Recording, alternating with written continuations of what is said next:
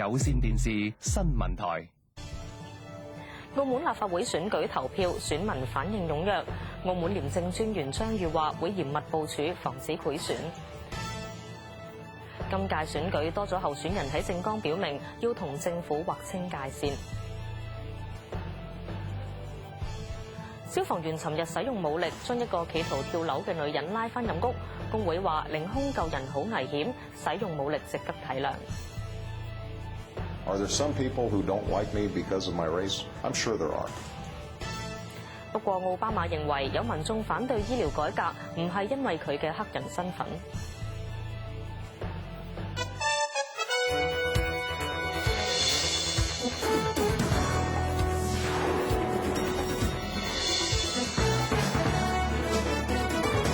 歡迎收睇呢節新聞，我係吳家佩。澳門立法會選舉今日投票啦。澳門多個票站咧，朝頭早9點鐘開放，有票站出現幾十人嘅人龍，選民排隊等投票。咁喺北區懷疑有候選團隊安排旅遊巴接送選民投票，不過等旅遊巴嘅人一見到記者拍攝咧就走開。澳門廉政專員張宇話，截至上個星期五，一共收到231宗有關選舉嘅投訴，其中有4宗已經立案調查，咁數字比上屆少嘅。咁對於有候選人懷疑提供1蚊任食或者免費接送，張宇話會調查。暫時咧未收到一啲咁樣嘅信息。當然啦，如果係收到呢個信息嘅時候咧，我哋同事咧係會即刻進行分析咧，係同埋處理。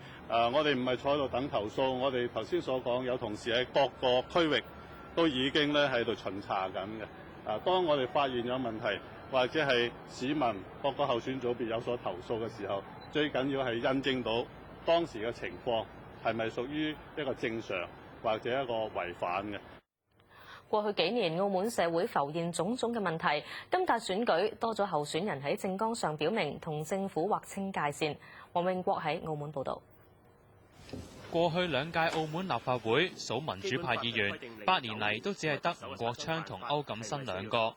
為咗突破呢個局面，今屆佢哋首次分拆2張名單，希望力爭4席。我哋基本上冇任何配票嘅能力。冇組織嘅動員，亦都唔係一個強大政黨，所以其實冇配票能力。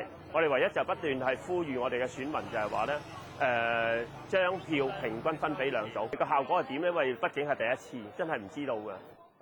過去4年，澳門出現種種社會問題，要爭取選票，今屆就多咗候選人同政府劃清界線，打正旗號要增加政府施政透明度。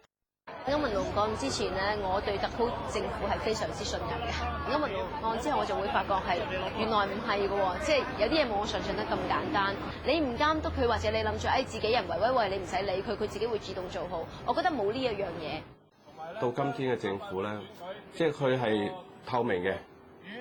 如果用一句説話，可能當你透明，政府係讓佢嘅施政咧能夠加強透明，讓有市民有疑問啦，都可以讓佢清晰。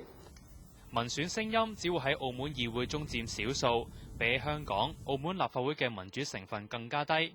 29個議席入面得12席係直選，全澳門係一個大選區，都係名單投票制。